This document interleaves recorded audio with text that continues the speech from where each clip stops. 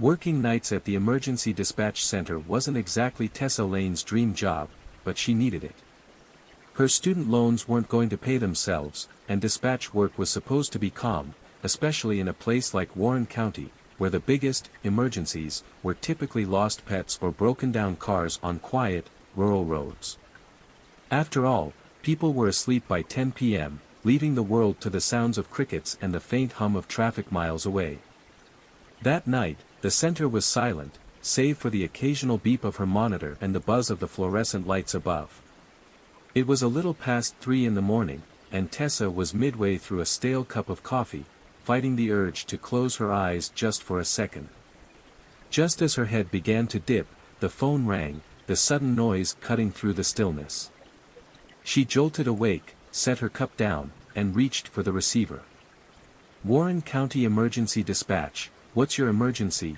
she said, her voice professional and steady despite her tiredness. There was a moment of silence on the other end, just static and faint crackling, as if the call were coming from miles away, or from an old landline that hadn't been used in decades. She was about to repeat her greeting when a voice, frail and scratchy, came through. "Is this the emergency line?" The voice sounded hesitant, weak, like an old man who wasn't sure if he was even on the right line. "Yes, sir. This is Warren County Dispatch. Do you need assistance?" Tessa's fingers hovered over the keyboard, ready to log the call. There was a pause, then a heavy, shaky breath. "There's someone outside my house," he whispered, his voice trembling. Tessa felt a chill creep up her spine. "Can you tell me your location, sir?"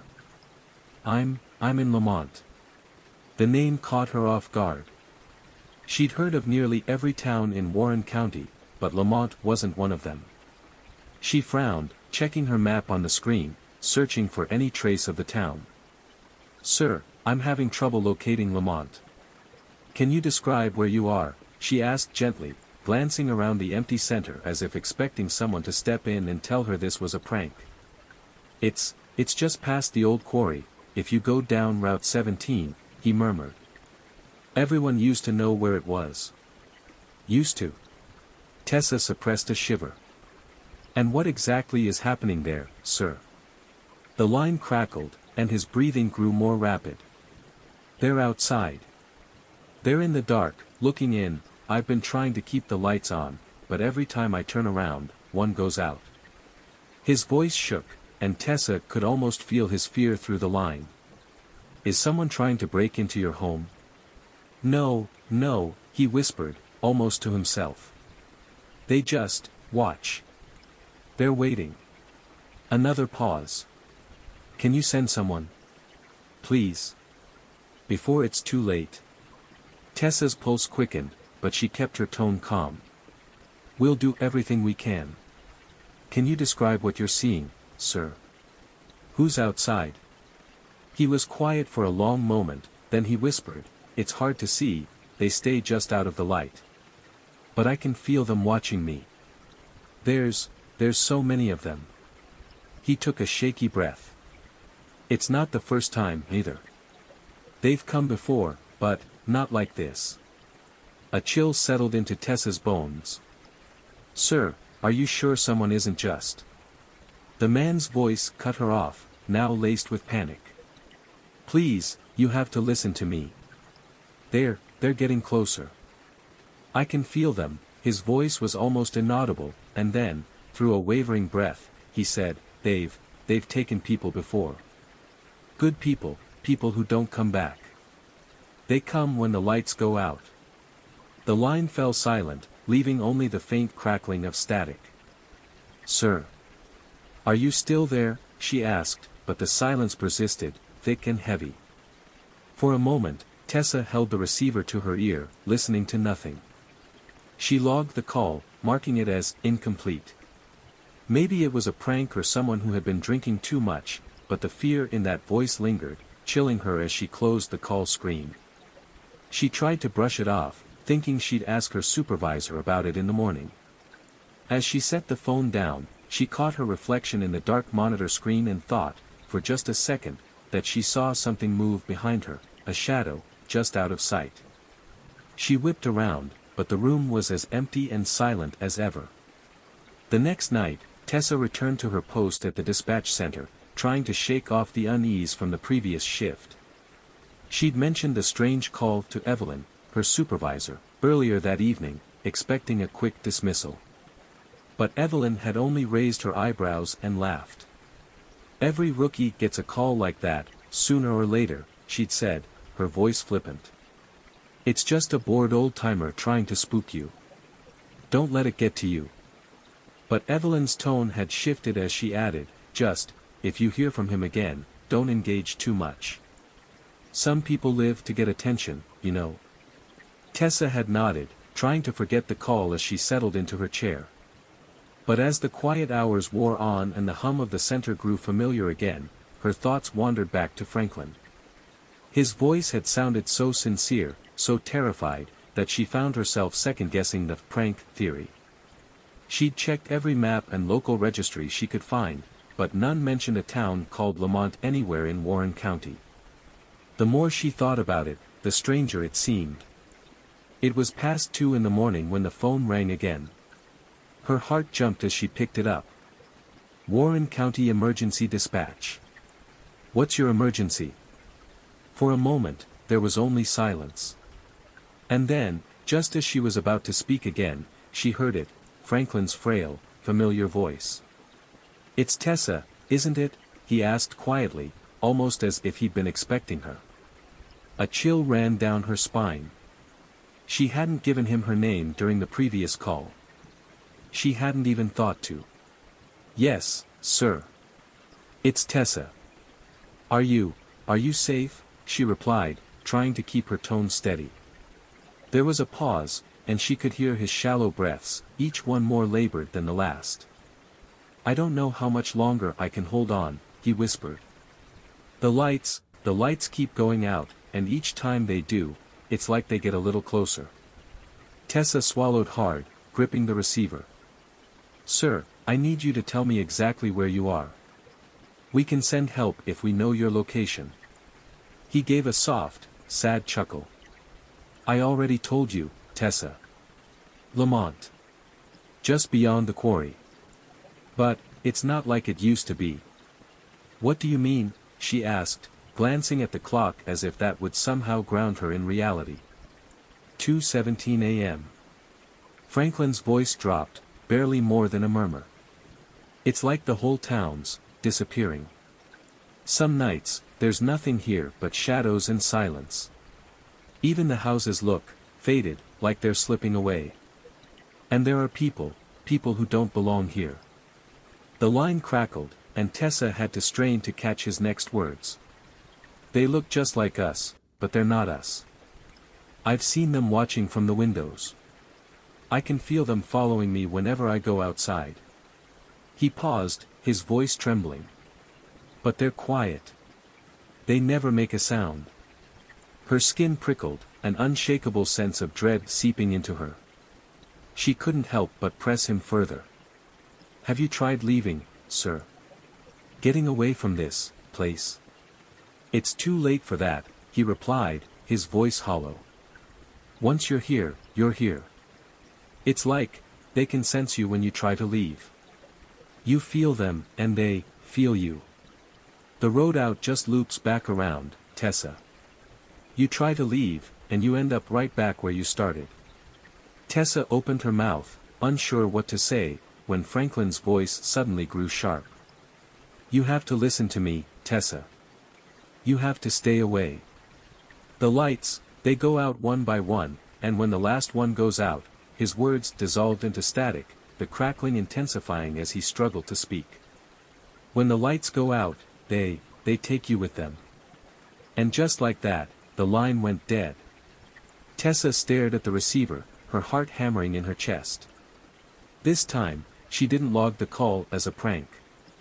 Instead, she labeled it distress, hoping it would trigger a follow-up with the county records.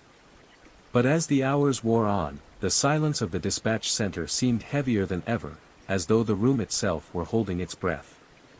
And despite her best efforts, she couldn't stop thinking about Franklin's warning or the unsettling truth it suggested, that maybe Lamont wasn't just some place forgotten by time, but something far worse. Just as her shift was ending, her phone buzzed with a notification from an unknown number. She unlocked it, and a single, cryptic message popped up. "See you soon." Tessa stared at the screen, fingers frozen, as a cold dread settled over her. It wasn't just the message that terrified her. It was that it had been sent exactly at 3:33 a.m., the same moment her shift ended. The next evening, Tessa arrived early for her shift. The weight of Franklin's words had stayed with her all day, gnawing at her thoughts. She needed answers, something to explain the cryptic message, the eerie calls, and the sinking feeling that Franklin wasn't just some senile old man with a strange fixation on her. As soon as she saw Evelyn in the break room, Tessa took a deep breath and approached her. "Hey, Evelyn," she started, trying to sound casual. "Can I ask you something about Franklin?" Evelyn froze for a moment, mid-sip of her coffee, before setting her cup down and giving Tessa a wary look. "Franklin?" she asked, as if the name itself tasted bitter. "He called you again?" Tessa nodded. "Last night. He said some really strange things. About people, shadows, watching him. He sounded terrified." She hesitated, watching Evelyn's reaction carefully. "Do you know anything about it? About him?" Evelyn sighed, rubbing her temple as though fighting off an oncoming headache. "Look, Tessa, it's not the first time someone's heard from Franklin Cooper. He calls every few years, always with the same story, some nonsense about Lamont, shadows, disappearing people." She shook her head. "I've worked here for 20 years, and he's called every single dispatcher on their first solo shift. Then, eventually, he stops." "But, who is he?" Tessa pressed. "And why does he keep calling? There's no record of Lamont anywhere, and I've looked. It's like the place doesn't exist." Evelyn leaned back, crossing her arms as she regarded Tessa with a mixture of sympathy and apprehension. "That's because, as far as anyone knows, it doesn't. There used to be a town named Lamont about 50 years ago, but it was abandoned after an incident." "What kind of incident?" Tessa asked, pulse quickening. "Some kind of accident at the old quarry. Or at least, that's the story they tell," Evelyn said, her voice growing quieter. "Officially, everyone just left. But some of the old-timers say people started disappearing, one by one, until the whole place was empty. They say Lamont was forgotten, and those who stayed were lost." "Lost?" Tessa repeated, feeling a shiver run through her. Evelyn's face darkened. "They say that whatever happened there, it left a mark. Like the town was cursed or cut off somehow. A place that's not really there anymore but still reaches out from time to time, like a hand grasping at whoever it can find." She paused, glancing at Tessa with a look of regret. "Franklin Cooper. As far as anyone knows, he's one of those people who never made it out." Tessa felt a chill settle over her, her stomach sinking. "Are you saying, he's been calling from?" "I don't know what I'm saying, Tessa," Evelyn cut her off, her voice sharp and tired. "All I know is, it's best to ignore it. You don't want to be one of those people who get too close. Let it go. Don't answer if he calls again." But Tessa couldn't shake the feeling that ignoring Franklin wasn't an option. He'd reached out to her, called her by name, as if he somehow knew she was listening. And the way he'd spoken, like he knew things she hadn't told anyone, made her question everything Evelyn had said. That night, Tessa's shift began as usual, the stillness of the dispatch center wrapping around her like a heavy blanket. Hours drifted by, the silence almost soothing, until the clock struck 3 a.m., and the phone rang. She stared at it for a moment, heart hammering, but her curiosity won out. She lifted the receiver, hands trembling. "Warren County Emergency Dispatch." "Tessa speaking," she said softly, bracing herself. "Tessa," Franklin's voice rasped on the other end, weaker than before. "Thank God. I didn't think you'd answer. Franklin, I need you to listen to me, she said, her voice gentle but firm. I've been trying to understand what's going on. Can you tell me why you're in Lamont? Why you keep calling? There was a long pause, filled with the crackling of static, before he spoke again. It's because I have no one else. I'm the last one left, Tessa. They've taken everyone else. The lights, they go out one by one, and they take them. But I can't leave. I've tried. The roads, they turn back around. You end up right where you started. It's like I'm trapped in the same night, every night. She felt a surge of panic, a suffocating sense of dread as his words sank in. Franklin, I don't understand. Why are you still there? I'm here because they want me to be, he replied, his voice dropping to a whisper. It's like they're keeping me alive, just enough to see what happens next. I think they're waiting. They're waiting for someone else to come. The line crackled, but she caught his next words, barely audible. They're waiting for you, Tessa. She froze, her heart pounding in her chest. What do you mean, waiting for me? I don't know how, but they know your name. They can see you, even now. I can feel it. You have to stay away from Lamont, Tessa. Promise me. Franklin, I promise. I'll stay away, she whispered, her voice shaking. But I don't even know where it is. He gave a faint laugh, tinged with sorrow. Doesn't matter if you know. If they want you, they'll find you. He paused, and for a moment, the static grew so loud she almost missed his last words. And they've already started looking. The line went dead, leaving Tessa in a silence that felt colder and darker than any she'd ever known. For the rest of her shift, she couldn't shake the feeling that someone, or something, was watching her. Every shadow in the dispatch center seemed darker, every creak louder. She felt a presence lurking just beyond her line of sight, patient and unyielding.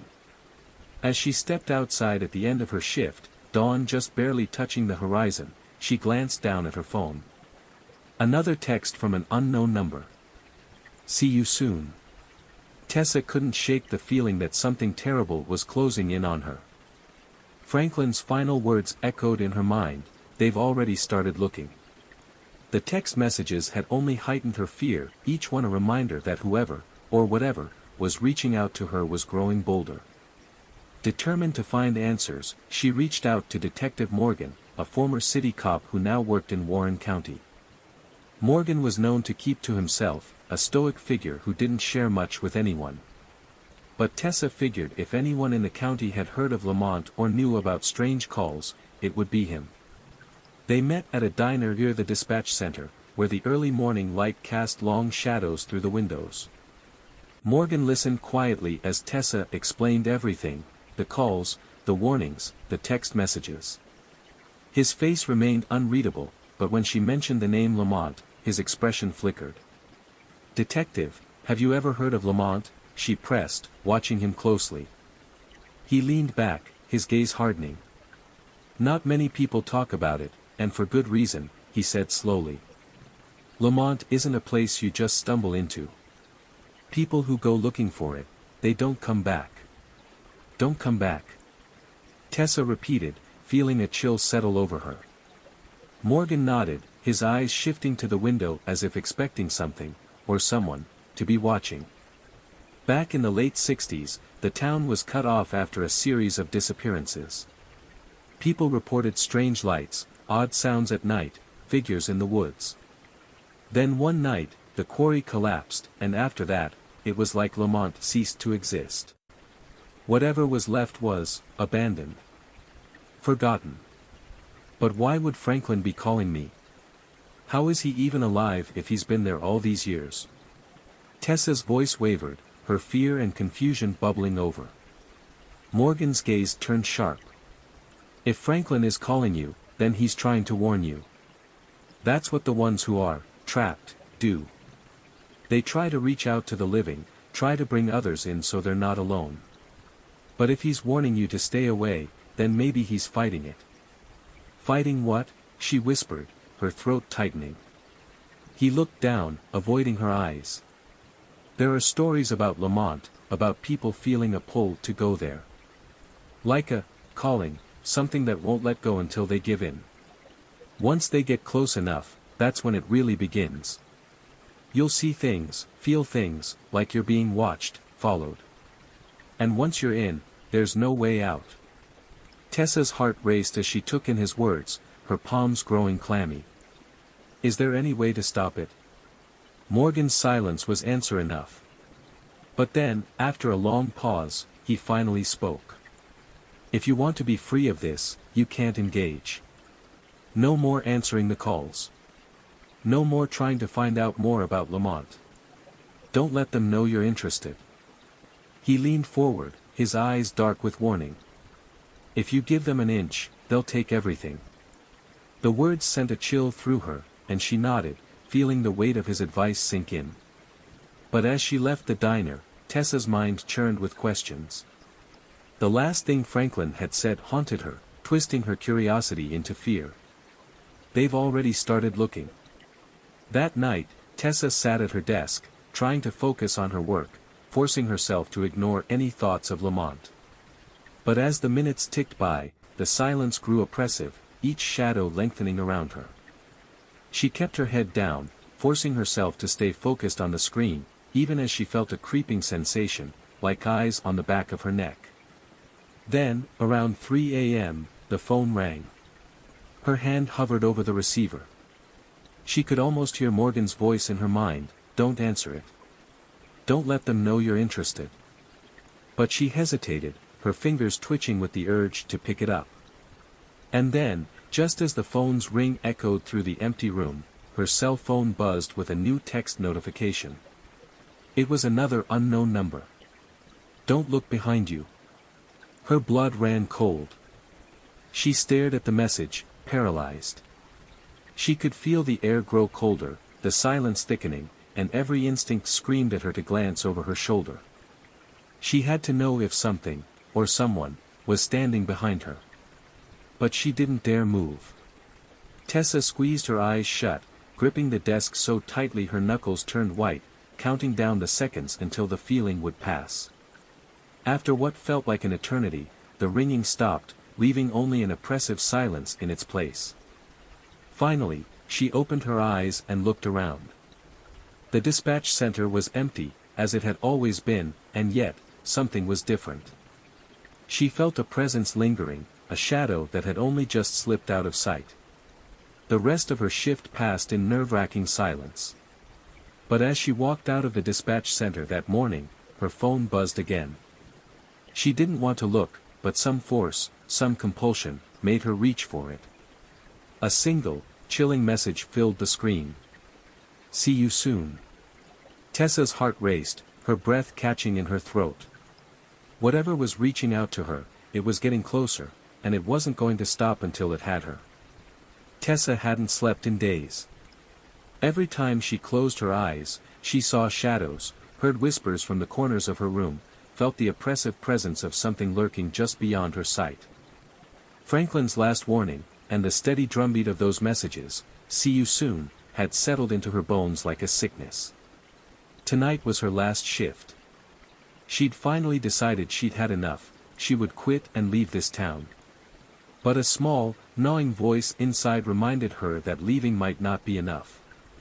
She tried to ignore the calls, tried to look away, but the haunting sensation of being watched had followed her everywhere. Whatever was coming for her didn't care where she was. It wanted her. Around midnight, she settled into the dispatch center, clutching her coffee with shaky hands. She'd barely logged into the system when the phone rang. Her heart skipped a beat. For a moment, she considered not answering, but then she lifted the receiver, bracing herself. "Warren County Emergency Dispatch," she said, her voice barely above a whisper. "Tessa," Franklin's voice was weaker than ever, a mere whisper, like he was slipping away with every word. "You need to listen. They're close now. closer than ever. "Franklin, please," she pleaded, feeling an overwhelming sense of dread. "Tell me how to stop this. How do I make it go away?" "It's too late, Tessa," he murmured. "They know you. They see you now, they've been watching for a long time. What do they want?" Her voice broke, the desperation seeping through. "They want you to join them. They want someone new," he replied, his voice fading in and out like a bad radio signal. "They're coming for you. And once they find you, you'll be part of them. Just like all the others." A wave of cold terror washed over her as she gripped the phone tighter. "Franklin, where are you? How are you calling me?" His voice trembled. "I don't know. All I know is that I'm here, somewhere between there and here. The darkness, it doesn't let go. It keeps you, Tessa. Forever." She swallowed hard, the taste of fear sour in her mouth. "Why are you telling me this?" "Because," he whispered, his voice barely audible, "I was like you once. Someone they marked, someone who couldn't turn away. I wanted to escape, but the lights went out, and I was lost. Now, I'm only here to bring others in. But you're different, Tessa. I'm trying to help you." His voice faltered, and the line filled with a deep, chilling static. She listened, waiting for his next words, but instead, the static grew louder, filling her ears until she could hear what sounded like faint whispers underneath, a chorus of voices, calling her name. "Tessa. Tessa," they spoke her name slowly, drawing it out, as though tasting it, savoring it. And then, Franklin's voice broke through the cacophony. "Turn around." She froze, every muscle in her body locking in place. She wanted to scream, to throw the phone down, but her body wouldn't listen. Slowly, her head turned, her eyes moving to the window beside her desk. At first, she saw nothing, just the faint reflection of her own pale face. But then, in the darkness beyond, a figure appeared. A shape, humanoid but distorted, elongated, as though stretched beyond recognition. It stood there, just outside, unmoving, watching her. Its eyes glowed faintly, like embers in the dark, and its mouth curved into a grotesque smile. The shadow reached out, pressing a hand against the glass, its long, thin fingers spreading across the window, leaving faint, smudged prints. It was as though it were testing the barrier, seeing if it could reach her. "Tessa," Franklin's voice whispered from the phone, the sound distant, almost hollow. "They're here for you. They're waiting, just for you." In a surge of panic, she dropped the phone, stumbling backward. She couldn't tear her eyes away from the figure outside, her heart pounding so hard she thought it might burst. Her gaze darted around the room, desperate for something, anything, to ground her. And then, as if summoned, the lights began to flicker. First a slight dimming, then another. The overhead lights buzzed and sputtered, each flicker sending the shadows dancing across the walls. She backed toward the door, her hand fumbling for the knob, but as she turned to pull it open, she realized she wasn't alone in the room anymore. Figures stood in the shadows, silent, unmoving, their eyes fixed on her. She recognized one of them, an old man with a worn face and hollow eyes. Franklin. He stared at her with a look of sadness and resignation, as though he already knew how this would end. "You should have stayed away, Tessa," he whispered, his voice a broken echo. "But it's too late now." The lights flickered one final time, then plunged the room into darkness. The last thing Tessa heard was the soft, chilling chorus of voices, whispering her name, as cold hands reached out from the shadows, pulling her into the dark, sealing her fate with the others who had come before. And in the silence that followed, the dispatch center phone began to ring, waiting for its next caller.